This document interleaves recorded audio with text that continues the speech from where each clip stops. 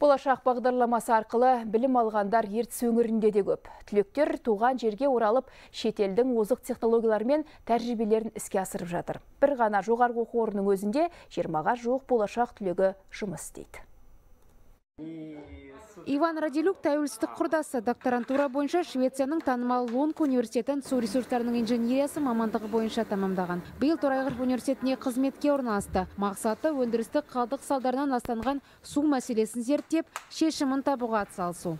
Моя научно-исследовательская работа, она была... Ғылыми жұмысым өндіріс ошақтарының зияны салдарынан жерасты суларының ластануына арналды. Лунг университетінің химия кафедрасы әлемдегі үздік 20 ұжымның қатарында. Бұл жаһандағы күрделі проблема. Сондықтан осы тақырыпты таңдадым. Диссертациямды табысты қорғадым. Мәселені дер кезінде шешпесек, қоршаған ортамызға экологиялық қауіп төнеді.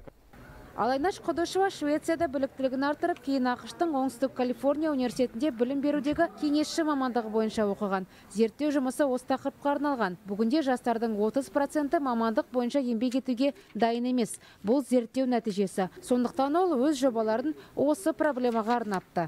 16 лет научно-педагогического стажа. Ғылыми педагогикалық өтілім 16 жылдан асты. Болашақ бағдарламасының арқасында тәжірибемді жетілдірдім. Мен танымал ғалымдармен жұмыс істедім. Қоғамдағы мамандық таңдау, мәнсаптық өсу мәселелерін тереңнен зерттедік. Шетелде бұл бағыт кеңінен дамыған. Алған білімімді осындағы тәжірибемен ұштастырудамын.